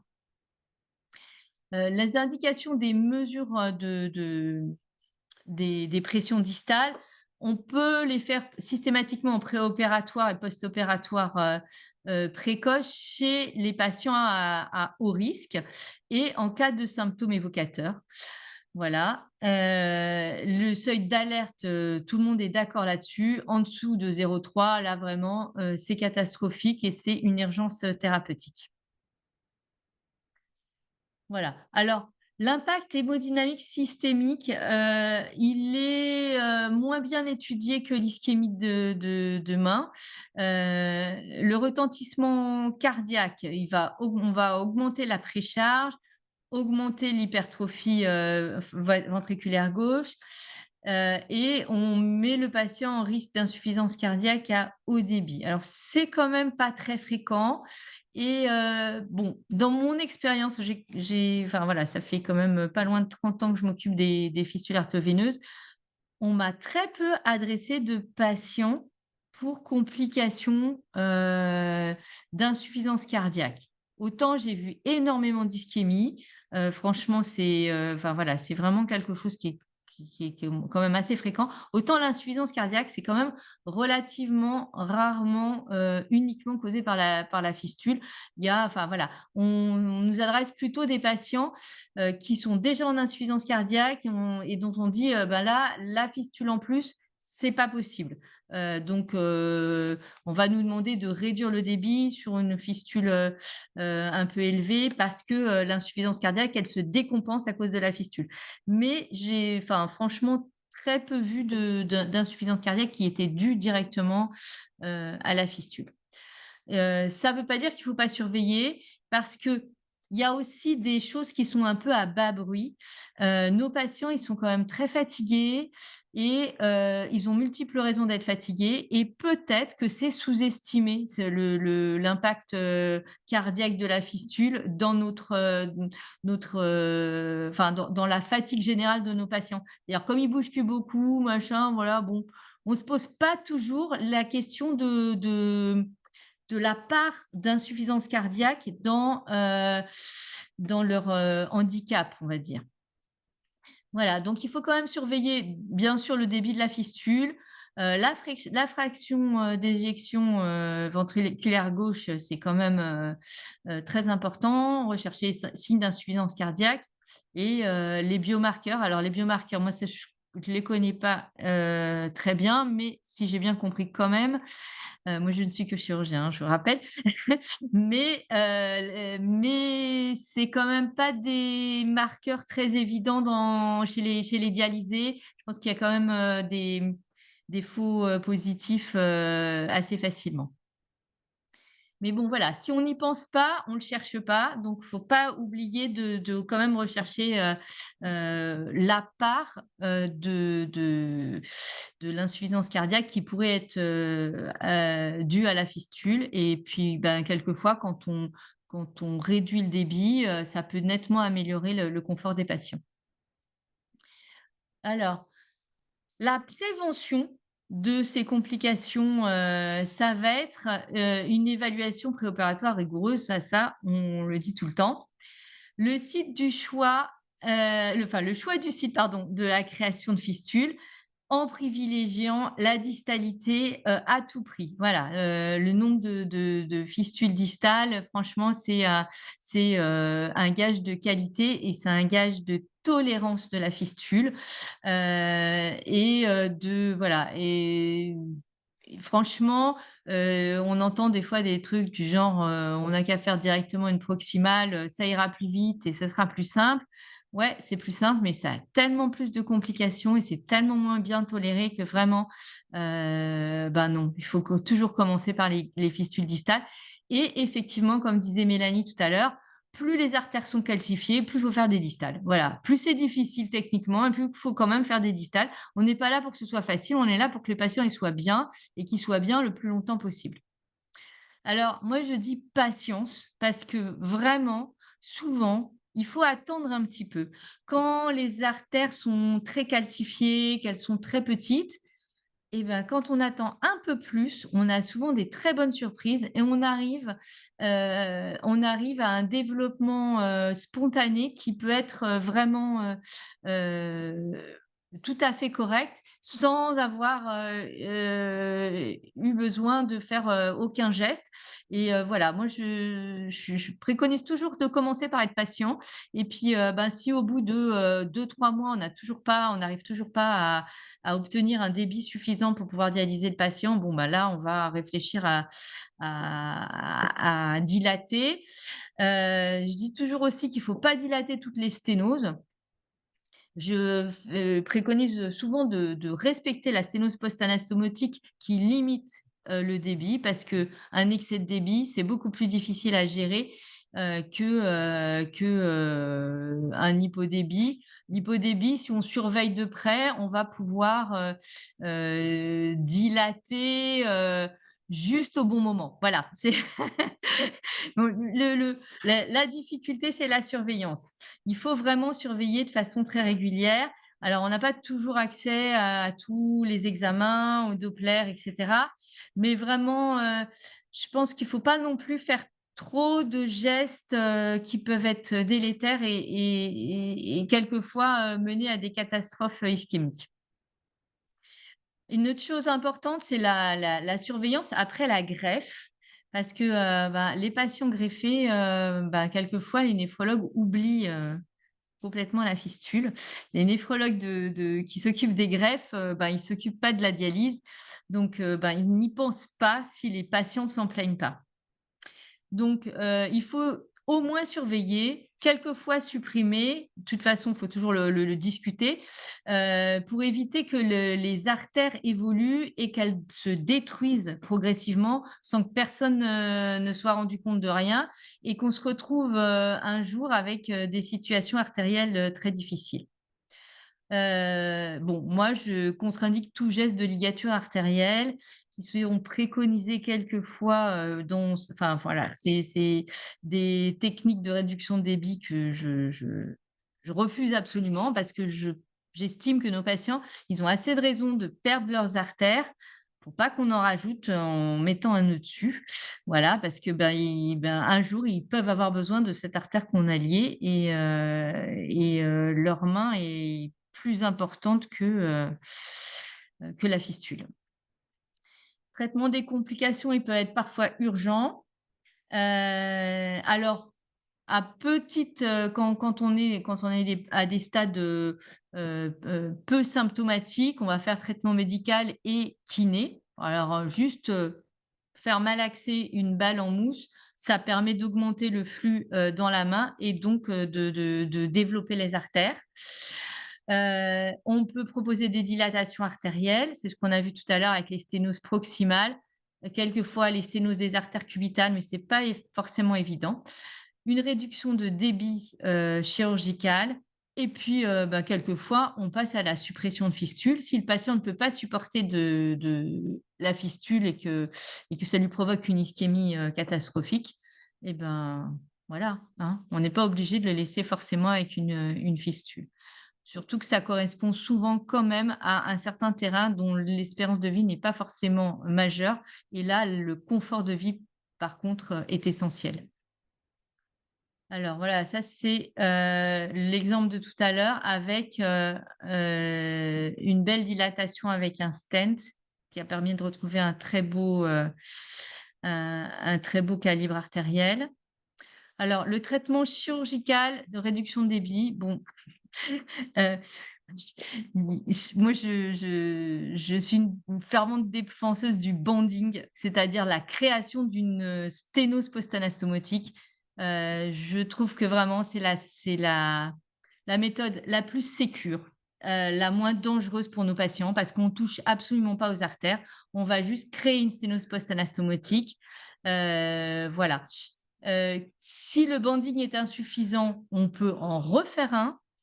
Si vraiment, c'est, un multirécidiviste, on peut faire un court pontage. Éventuellement des distalisations. Alors la distalisation, franchement, j'en ai des mauvaises expériences parce que c'est souvent sur des grosses fistules et quand on réduit trop radicalement le flux dans une grosse fistule, ben, souvent elle se bouche et là, enfin franchement, c'est pas forcément facile à gérer.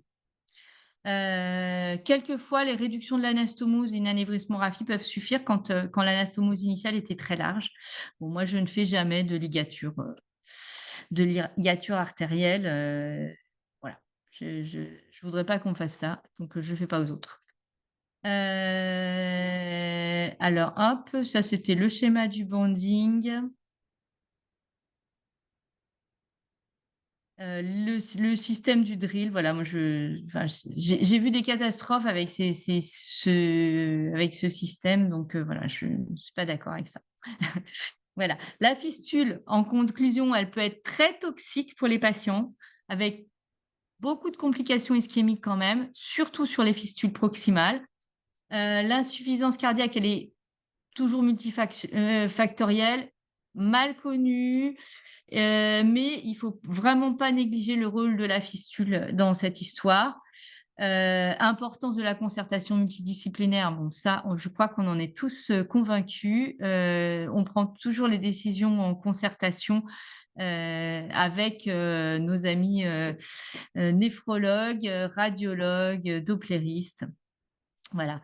Il faut vraiment surveiller de près, les mains de nos patients, faire des dopplers de fistules de temps en temps.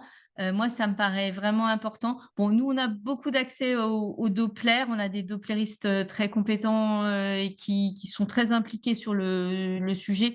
Donc, c'est peut-être facile pour nous. Il y a peut-être un biais dans notre surveillance. Mais voilà, nous, on fait des dopplers, très fréquents la première année.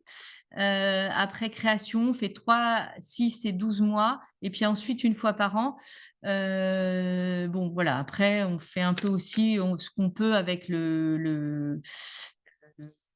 les gens qui sont autour de nous et c'est vrai que bon, mais pour la mesure enfin l'étude de la vascularisation, l'écho-Doppler, c'est irremplaçable, hein.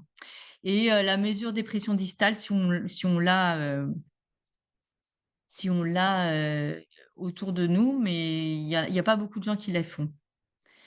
Voilà, et puis, ben, voilà, créer une fistule, c'est pas obligatoire, hein. C'est sûr qu'on préfère, la fistule au cathé, mais pas dans n'importe quelle circonstance et il faut faire tout pour essayer de prédire la tolérance, surtout chez nos patients qui sont quand même de plus en plus âgés, de plus en plus diabétiques, de plus en plus fragiles, artériopathes. Donc voilà, il faut bien réfléchir et pas faire, non plus des fistules à tout prix. Heu, on est en train, dans notre centre, d'essayer d'affiner les indications en faisant des mesures de pression distale. Peut-être qu'un jour, on arrivera à avoir, des databases et l'utilisation de l'intelligence artificielle qui permettra de faire, des prédictions encore plus, fines. Ça serait pas mal. Voilà. Donc voilà l'exemple d'un de mes patients qu'on m'avait envoyé pour recréer une fistule. Bon, bah, là, c'est pas très compliqué, hein, on va dire non tout de suite, hein. Ça lui a déjà coûté assez cher en doigts.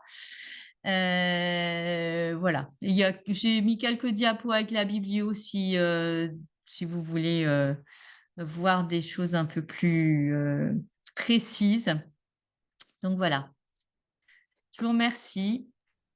Alors, merci beaucoup pour la présentation. C'était vraiment super. Je voulais rebondir sur un point, en fait, quelque chose sur lequel qui va faire le lien avec le deuxième topo. À un moment, dans une de vos diapos de conclusion, vous dites ne pas dilater systématiquement les sténoses.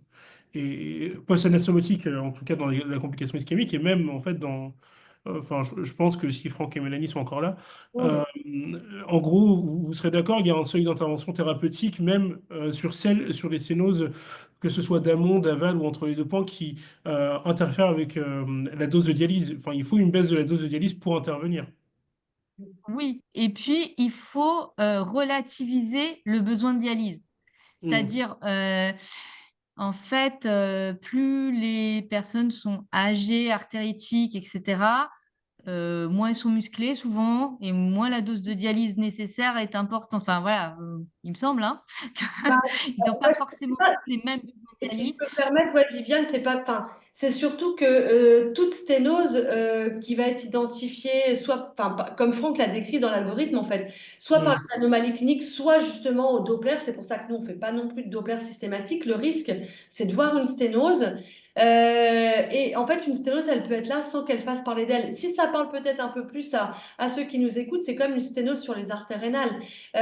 Si jamais il n'y a pas d'hypertension artérielle, s'il n'y a pas d'insuffisance rénale, s'il n'y a pas d'OAP flash, on va la laisser, on ne va pas aller la dilater. La sténose sur les fistules, c'est pareil, elle n'est pas forcément symptomatique et elle n'entraîne pas forcément de bas débit et de risque à la thrombose. Et le risque, en fait, c'est quand on agresse le vaisseau, l'endothélium avec un ballon d'angioplastie, on va faire venir des médiateurs d'inflammation qui vont favoriser la resténose et on risque de rentrer dans un cercle vicieux.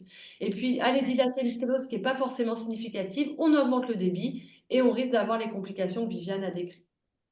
Donc, tu as Exactement. Donc voilà, c'est les deux raisons pour lesquelles on dilate pas tout. C'est voilà, exactement ça. D'une part, le cercle vicieux de la rosténose et d'autre part, le risque ischémique. Voilà, on veut pas d'hyperdébit. Voilà. Donc bon, nous on fait beaucoup de Doppler, mais bien souvent je leur dis oula, arrêtez. Non, non, n'allez pas à la fistulo, stop. Le débit est stable, tout va bien, il est bien dialysé, voilà. Et voilà, je pense que quand même, il y a pas, on n'a pas les mêmes besoins de débit. Moi, des fois, j'ai des personnes âgées, ils ont des débits à 350 ou 400, hein.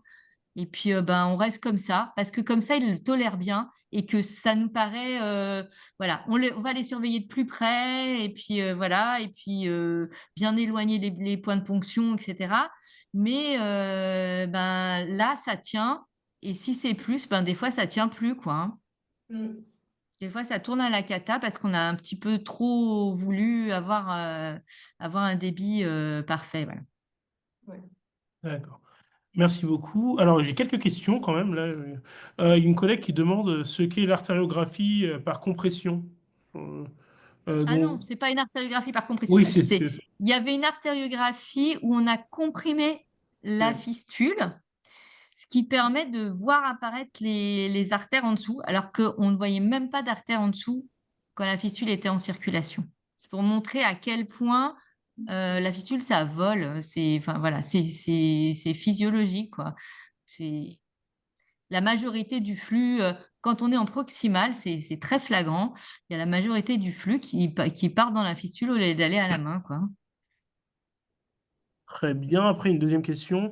En l'absence d'insuffisance cardiaque, à partir de quel débit de fistule y a-t-il une indication à une réduction de débit?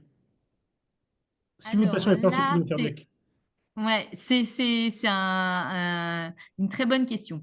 Alors ça dépend de plein de choses. Alors ça dépend de la tolérance, ça dépend de la localisation de la fistule et ça dépend du calibre de la fistule.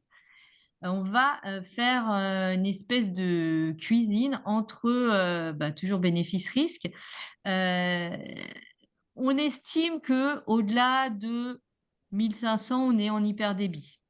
Mais on ne va pas forcément traiter toutes les fistules au-delà de 1500, sinon on va en thromboser pas mal. Donc, on va réduire les débits au-delà de 1800, des fois 2 litres, euh, en fonction de la tolérance et en fonction de l'âge de la fistule et de son calibre. Quand on a une fistule qui a déjà 10 ans et qui est déjà à 2 litres depuis 10 ans et avec un patient qui va très bien et qui a des bonnes chances d'être greffé bientôt parce que ça fait 10 ans qu'il est sur la liste de greffe, eh ben, peut-être on ne va pas y toucher parce que sur une grosse fistule, en réduisant le débit, ben, peut-être qu'on risque trop de lui thromboser la fistule alors que qu'est-ce qui va se passer de plus si on lui laisse 3 mois de plus? Enfin voilà. Donc là, on va discuter en fonction vraiment du terrain. Après, sur des fistules un peu jeunes, dont on voit que le débit il grimpe un peu vite, moi, au-delà de 1800, je réduis le débit. Voilà. Et puis, bon, voilà, c'est toujours aussi une question de tolérance, quoi. C'est dès que ils sont un peu ischémiques, voilà, hop, on va réduire un peu plus. Enfin, voilà. De toute façon, sur une ischémie, évidemment, on va réduire le débit. Mais voilà, on va dire que les chiffres d'indication, c'est entre 1500 et 2000 en fonction du terrain et de la morphologie.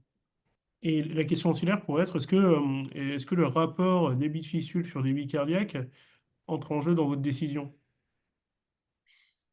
Alors, sincèrement, je l'ai presque jamais le débit cardiaque. Ok.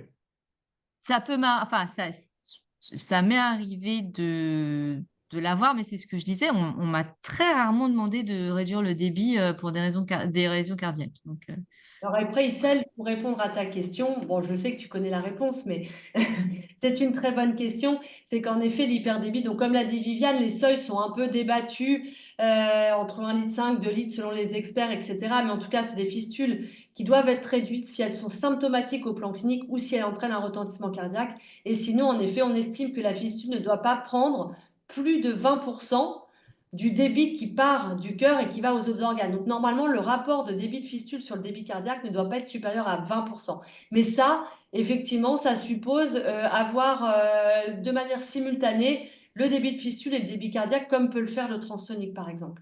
Hmm. Voilà. ouais, sauf que quand tu es à 2 litres minutes, tu es toujours à plus de 20%, Oui, hein. mais c'est pour ça que les fistules peuvent être toxiques pour le cœur, Absolument.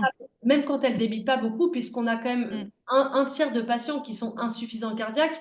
Et donc, une fistule qui débite à 1 litre, elle peut être très délétère chez un patient qui a un débit cardiaque à 4 litres, par exemple. Donc, mm, mm. et surtout avec un cœur qui ne sera pas capable de s'hypertrophier, de se dilater pour continuer d'apporter du sang à la fistule et d'alimenter les autres organes. Donc, la fistule, elle ne devrait pas. Enfin, il faudrait que le rapport entre la fistule et le cœur ne soit pas au-delà de 20%, quel que soit le débit de la Mm. fistule. Le message qu'il faut retenir, c'est que si vraiment vous avez une fistule avec un débit limite, n'oubliez pas de surveiller le cœur et de faire des échographies cardiaques. Nous, on a des patients avec des Mm. débits à 2 litres, mais on va leur faire des échographies cardiaques tous les 6 mois pour être sûr que la fraction d'éjection ne baisse pas, qu'il n'y a pas une hypertension artérielle pulmonaire qui apparaisse, qu'il n'y a pas une dilatation des cavités qui apparaisse. Excellent. Et j'ai encore trois autres questions de l'audience. Concernant le syndrome du vol vasculaire, est-il vu seulement dans les suites post-opératoires ou est-ce qu'il peut apparaître à distance? Alors, Lorsqu'on le constate, dans quel délai faudrait-il agir? le syndrome du vol, c'est-à-dire l'ischémie de main Discriminant. due à la fistule, ça peut apparaître n'importe quand. C'est quelque chose qui apparaît. Alors, ça n'apparaît brutalement que en post-op immédiat. Enfin voilà, si ça apparaît brutalement, c'est après la création de fistule. Mais après, dans le temps, ça peut tout à fait apparaître 2, 3, 10 ans après la création de fistule, hein. Parce que ben, les artères continuent de se dégrader. Sur les fistules proximales, on a en plus un phénomène de thrombose des artères distales due au vol vasculaire. C'est-à-dire l'hypoperfusion périphérique provoque, enfin, ce qui est initialement que fonctionnel devient organique puisque ça va provoquer une thrombose des artères distales beaucoup accélérée, on va dire. Donc, le délai d'apparition, ça peut être soit en post-création immédiat, bon là, on ne se pose pas beaucoup de questions, on supprime la fistule immédiatement, soit beaucoup plus tardivement par dégradation du lit vasculaire. Et là, dans ces cas-là, on va beaucoup plus étudier l'anatomie artérielle pour voir si on a un mode d'action sur ce sujet et le débit de la fistule pour voir si on peut le réduire. Voilà.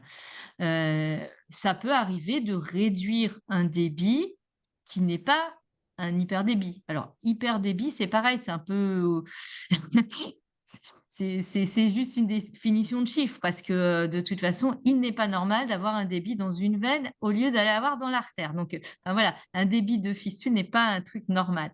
Donc, hyperdébit, il est relatif et on va juste considérer le seuil en dessous duquel on ne veut pas descendre parce qu'après, la fistule, elle ne sert plus à rien.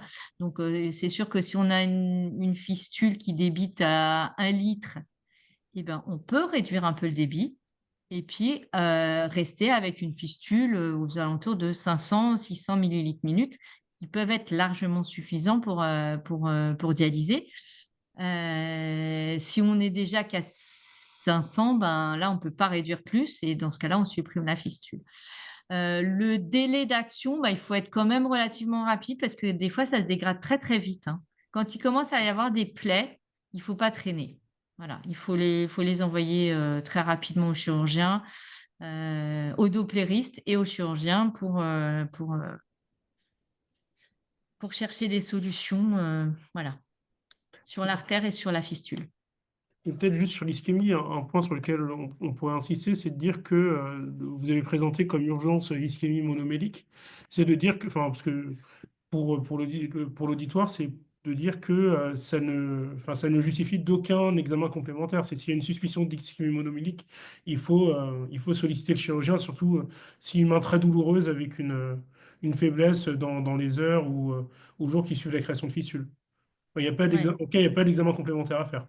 Ah, aucun. Mais bon, alors, l'ischémie monomélique, c'est particulier parce que ça n'arrive quasiment que après création Hmm.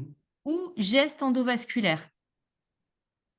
D'accord. Moi, je touche du bois, j'en ai pas eu pour ma part directement, mais je fais tellement énormément de distales. Enfin voilà, je, je m'acharne vraiment à trouver toutes les distales que je peux. Donc voilà, les ischémies monoméliques, c'est quasiment toujours sur des proximales, hein. Mais par contre, j'en ai vu après un geste endovasculaire, justement, dilatation d'une sténose post-anastomotique sur une fistule proximale qui avait, voilà, qui a décompensé l'artériopathie et qui a décompensé, et ça décompense assez immédiatement, en fait. Le patient se plaint immédiatement de douleurs atroces, insupportables. Voilà. Bon, voilà, on me l'avait envoyé immédiatement après. En fait, c'est même pas les néphrologues qui s'en rendent compte, c'est la personne qui a fait le geste, soit qui a Hmm. créé la fistule, soit qui a fait une dilatation, voilà. Nous, C'est quasiment immédiat. on en a une l'année dernière. C'est exceptionnel, hein. On en a une l'année dernière après création d'une fistule proximale. En effet, ça arrive sur les fistules proximales. Et effectivement, l'idée, c'est il faut agir très très vite parce que plus on attend, plus les chances de récupération, elles sont faibles. Et même quand on agit très vite, on a une guérison que dans un tiers des cas. Hmm. Ouais. Bon, merci pour la réponse complète. Et on a une dernière question sur les chirurgies de réduction de débit. Est-ce qu'il y a des données sur la réussite ou les complications des différentes techniques que vous aviez évoquées, docteur Liodal, ou bien est-ce qu'il faut se baser, enfin, pour peut-être en choisir une en particulier, ou bien faut-il se baser sur l'expérience des chirurgiens avec qui on a l'habitude de travailler? Alors, bon. Ça, c'est un sujet à fort débat entre chirurgiens. Bon, moi, j'ai fait une petite étude sur mes réductions de débit avec, en gros, en moyenne, la réduction de débit par banding, ça me permettait de réduire le débit en moyenne de 30% par rapport au débit initial, ce qui nous permettait d'arriver à peu près dans des zones voilà, qui étaient plus acceptables. Alors, la difficulté, c'est que ça nécessite un peu d'expérience pour savoir évaluer en paire opératoire le débit obtenu après banding. Mais bon, tout s'apprend, hein, ça peut s'apprendre. Voilà. Alors, les autres méthodes, il y a des études, bien sûr, sinon elles seraient pas utilisées. Mais ces méthodes ont un défaut, c'est qu'elles sont sur des périodes relativement courtes. Moi, je vois des patients. En fait, enfin, quand ça fait très longtemps qu'on s'occupe des fistules, on voit des fois des complications très sévères à long terme. Et voilà. Et là, ben, plus personne le sait, hein, que le malade, il a perdu sa main, quoi. C'est vraiment, il y a des choses qui se passent après et qui peuvent pas vraiment être étudiées avec une étude prospective randomisée sur 2 ans. Voilà. Évidemment. Nos patients, ils ont des artères qui sont hyper précieuses. Alors, tout le monde a des artères précieuses. Enfin, voilà, je veux dire, euh, c'est essentiel, les artères. Enfin, on a tous remarqué que de perdre des morceaux de ses extrémités, c'est quand même quelque chose d'assez atroce. Donc, voilà. Et ben, tout ce qui peut aggraver ce risque qui est assez constant chez nos patients, j'y suis très opposée. Très bien. Bon, bah, a priori, il n'y a pas d'autres questions. Donc, on va pouvoir conclure. En tout cas, merci beaucoup pour vos participations respectives. C'est des topos qui ont été vraiment très utiles, très adaptés et je pense aussi très accessibles euh, pour pas mal de collègues internes qui n'ont pas forcément la chance d'avoir l'expertise que vous avez dans vos centres. Donc, merci encore. Et puis, bah, tous les internes qui écoutent. Il y a le congrès de l'ESFAV en juin et puis les financements auxquels vous pouvez postuler si jamais jusqu'à la fin du mois. Donc il faut regarder rapidement sur la newsletter pour avoir le lien, mais en tout cas c'est un congrès très intéressant et j'engage tout le monde à y aller. Bah, merci, Celle, pour ce... Merci à vous tous Merci encore. beaucoup. Merci pour l'invitation. Très bonne soirée à vous. Salut. Merci. Au Au revoir. revoir. Merci.